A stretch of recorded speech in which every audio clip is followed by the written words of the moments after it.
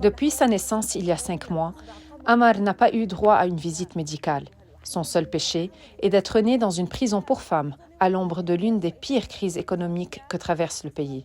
Cela fait 8 mois que je suis en prison. J'ai été emprisonnée alors que j'étais enceinte. Chacune d'entre nous a commis une faute.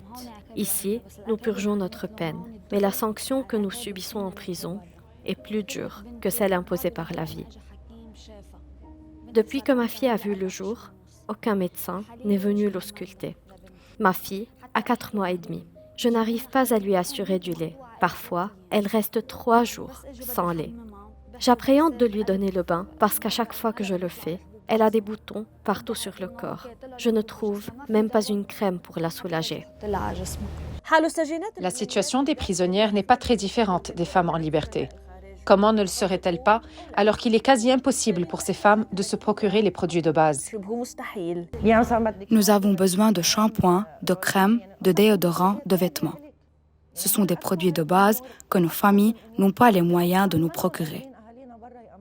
Si mes proches vont me donner de l'argent, il faut qu'ils en aient pour pouvoir le faire. Nous sommes 23 femmes dans une même cellule. Nous utilisons une même salle de bain. Cela est problématique sur le plan hygiénique. Je dois attendre au moins 1 heure pour pouvoir accéder à la salle de bain.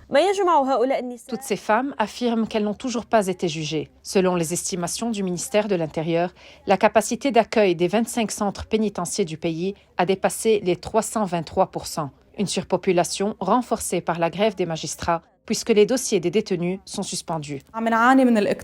Nous avons un problème de surpopulation, dont la principale cause reste la grève des magistrats et le retard des jugements qui s'ensuit. Par conséquent, le prisonnier reste une plus longue période que prévu derrière les barreaux.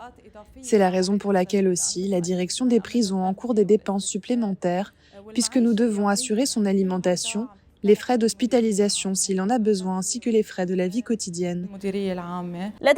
Les prisonnières paient une double sentence. D'une part, celle imposée par un système judiciaire défaillant, et d'autre part, celle purgée dans une prison où la dignité de l'homme est bafouée.